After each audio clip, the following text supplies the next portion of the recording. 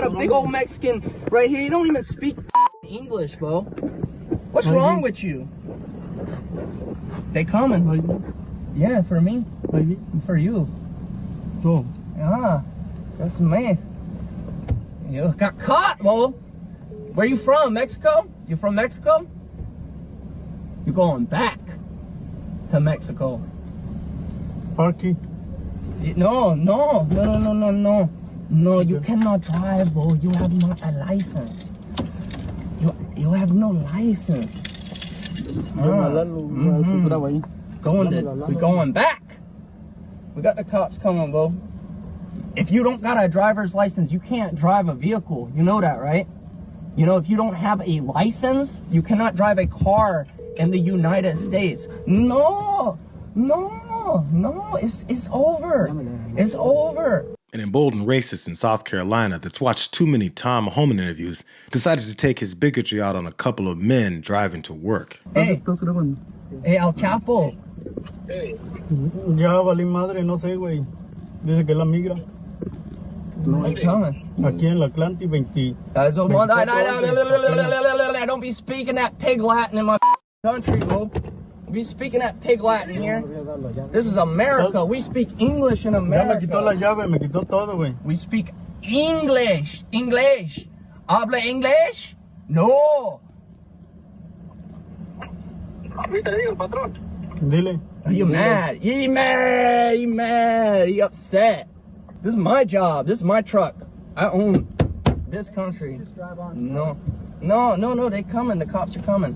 He doesn't even have a license. He doesn't have a license. I got his key. Okay. I got his key. No, I ain't. He don't even have a driver's license. This is the America that Donald Trump promised a return to.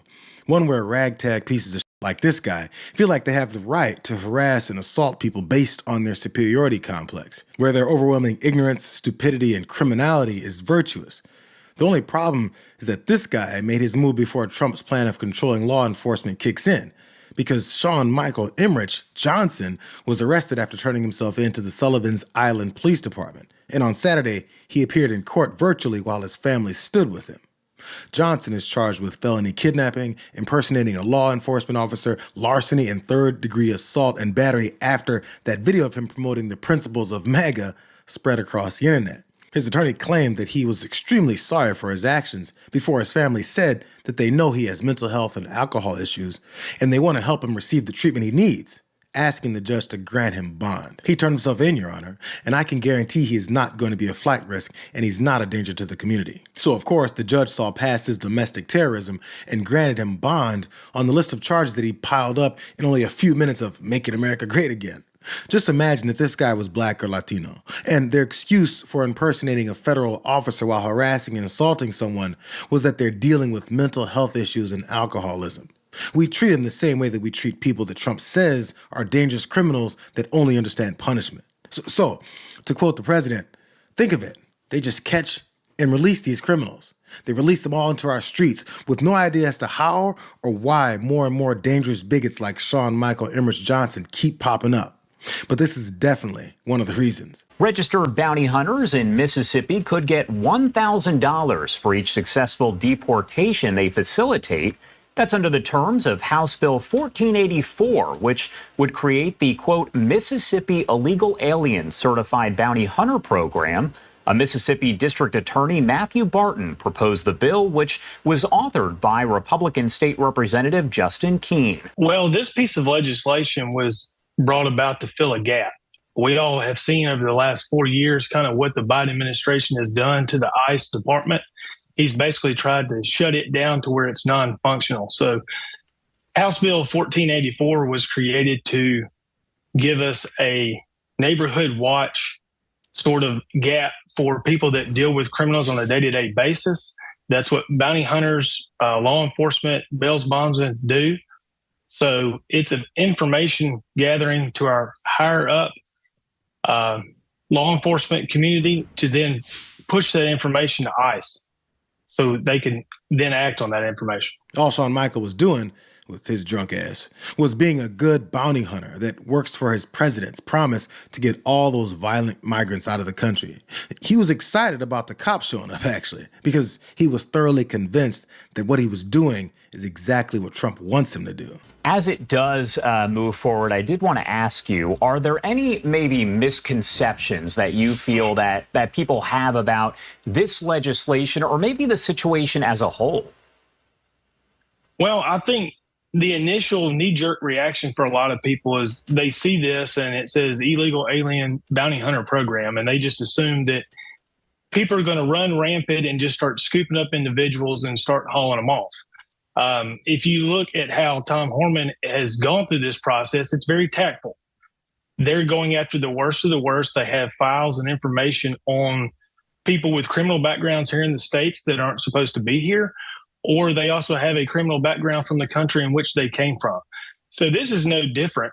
We want licensed legal people to go through a vetted process and then specifically target those that should not be here, that are a detriment to our national safety, our neighborhoods, and our schools. And like Tom Homan's vow to go after violent criminals first, the lines get really blurry really quickly.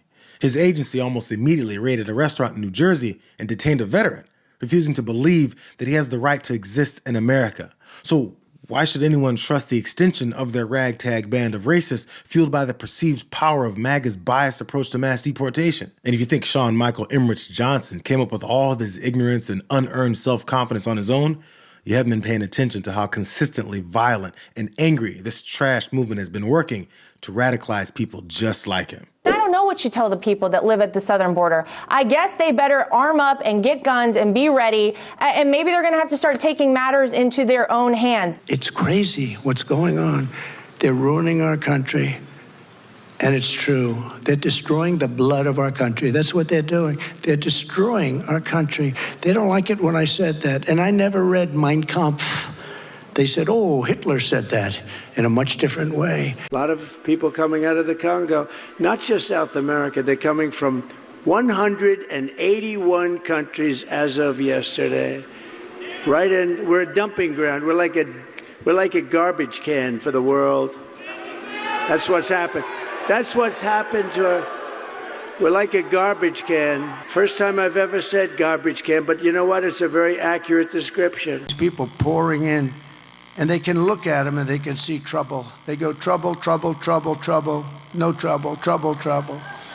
They can look at them and they can see good or bad. They could be healthy. They could be very unhealthy. They could bring in disease that's going to catch on in our country, but they do bring in crime. You can not help, but don't impede us and do not knowingly harbor and conceal an illegal alien from ICE, because that is a felony. And they're destroying the blood of our country. They're destroying the fabric of our country.